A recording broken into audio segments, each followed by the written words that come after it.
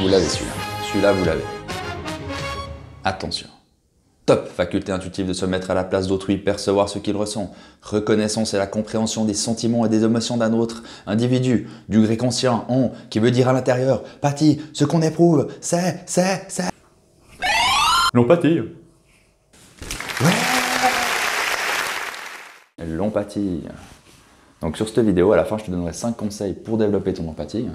Mais avant tout cela, il faut que je te parle de quelqu'un, c'est ce bon vieux Carl Rogers. C'est un thérapeute qui a mis une méthode de thérapie basée sur le client et sur la relation entre le client et le thérapeute. Des choses qui avant lui, n'étaient pas évoquées au final. Carl Rogers, il avait 3 attitudes fondamentales. C'était tout d'abord être congruent, donc, ou authentique, ça veut dire que le thérapeute il est en accord avec ce qu'il pense et ce qu'il dit. Ne pas se placer en position d'expert par rapport au patient, mais presque d'un rapport d'égal à égal, si on veut. Donc c'est pour montrer en fait au patient qu'il n'a pas en face de lui un robot expert, mais qu'il a aussi un être humain. La deuxième attitude, c'était un accueil inconditionnel du patient, donc l'accepter comme il est, avec ses défauts, ses qualités, son jugement de valeur. Et la troisième, c'était tout simplement une attitude empathique. Pour Carl Rogers, sa définition de l'empathie, il disait « Être empathique, c'est percevoir le cadre de référence interne d'autrui, aussi précisément que possible, et avec les composantes émotionnelles et les significations que lui appartiennent, comme si l'on était cette personne, mais sans jamais perdre de vue la condition du « comme si ». Donc pourquoi il précise ça à la fin?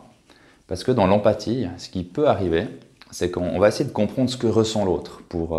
C'est un peu, entre guillemets, comme si on allait essayer de se mettre à sa place. Mais Carl Rogers, il précise bien, sans oublier, sans perdre de vue la condition du « comme si ». Car ce qui peut arriver quand on a une attitude empathique, c'est qu'on risque de dériver dans de la sympathie ou de la compassion. Bien sûr, quand je parle d'empathie, de ne pas tomber dans la sympathie et la compassion, j'entends bien dans une relation d'aide, donc en tant que professionnel, de thérapeute, de coach, etc., de médecin. C'est là où on va vous demander d'avoir une attitude empathique.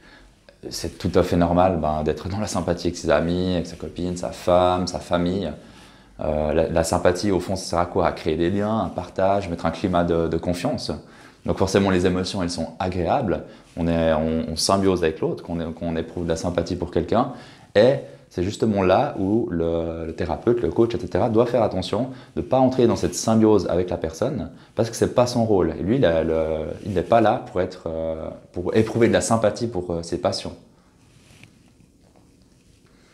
Mais imaginons que si un ami à vous dit qu'il va être papa, forcément vous allez être content d'être avec lui. Et c'est normal, vous allez éprouver de la sympathie. Et la compassion. Donc la compassion, c'est le partage de la souffrance de son interlocuteur, donc on va éprouver les mêmes sentiments douloureux que lui. Donc de nouveau, c'est tout à fait normal d'éprouver ça avec sa famille, ses amis, etc. Même des fois quand on regarde la télé, on va pleurer devant la télé parce qu'on a l'impression de ressentir les mêmes sentiments qu'éprouve la personne qui est peut-être en train de souffrir. Voilà, on va se mettre à la place de l'autre. Donc ce qu'on va voir, ça ne nous arrive pas à nous, on va le ressentir comme tel, comme si on vivait une partie de la souffrance de la situation. Donc là, de nouveau, maintenant je parle plutôt dans une relation d'aide, donc un thérapeute, un coach, etc., un médecin. Ce qui peut arriver, c'est que des situations fassent résonance avec le vécu du thérapeute. Imaginons quelqu'un qui a un coach qui a vécu un décès il y a 2 semaines et puis qui doit traiter une situation justement d'une personne qui vient de vivre un décès. Ça pourra faire résonance chez lui. Et peut-être qu'en écoutant son client, le coach, le thérapeute, il sera plus dans une attitude empathique, mais il sera dans la compassion, parce qu'il éprouvera aussi des sentiments de tristesse comme son interlocuteur. Et c'est là où il faut prendre la distance et retourner dans une attitude empathique, essayer de se mettre à la place de l'autre tout en sachant qu'on ne l'est pas, que ce n'est pas nous qui vivons ces souffrances. Pourquoi est-ce que le coach ou le thérapeute devra faire attention de ne pas rentrer en sympathie ou en compassion avec le client? Tout simplement car ça pourrait émettre un frein au changement que veut vivre ce client. Il vient qu'une problématique, lui, il veut que ça change. En rentrant dans une attitude sympathique ou de la compassion, ça ne va pas aider à ce changement, ça risque même de le ralentir. Et ensuite, pour le coach lui-même, Imaginez un coach ou un thérapeute qui voit entre 5, 6 patients par jour, 6 clients. Imaginez si chaque fois, il va vibrer que le patient est en sympathie, après la fois d'après, il sera super triste, après il sera super énervé parce qu'il va happer toutes les émotions du client. Pour lui, c'est tout simplement pas possible. Il doit se protéger aussi, prendre du recul et rester avec cette attitude justement empathique.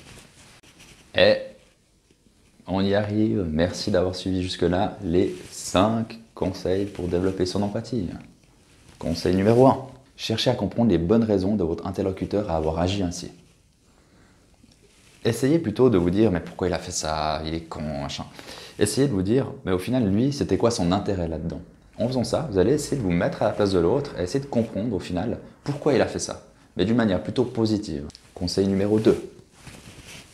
Développez votre intérêt à l'autre. Dans la vie de tous les jours, écoutez des fois les gens parler, au final les gens parlent entre eux, mais ils parlent juste pour raconter leur histoire. Et ça arrive tout le temps.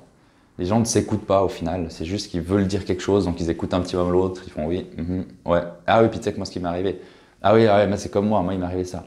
Essayez de sortir de ça, essayez vraiment de vous intéresser à l'autre et rentrer dans son monde. Et vous verrez qu'en faisant ça, vous allez développer de l'empathie pour l'autre. Cette attitude où vous vous intéressez à l'autre, mais tout en sachant que c'est lui. Conseil numéro 3. Entraînez-vous à comprendre comment le vécu des autres vous touche. Quand quelqu'un vous raconte quelque chose et que tout d'un coup vous aurez peut-être envie de pleurer parce que vous rentrez triste, vous aurez envie d'éclater de rire, essayez de savoir qu'est-ce qui se passe en vous. Pourquoi tout d'un coup vous êtes autant dans la sympathie avec cette personne? Pourquoi vous êtes tout d'un coup autant dans la compassion avec une personne que vous connaissez à peine?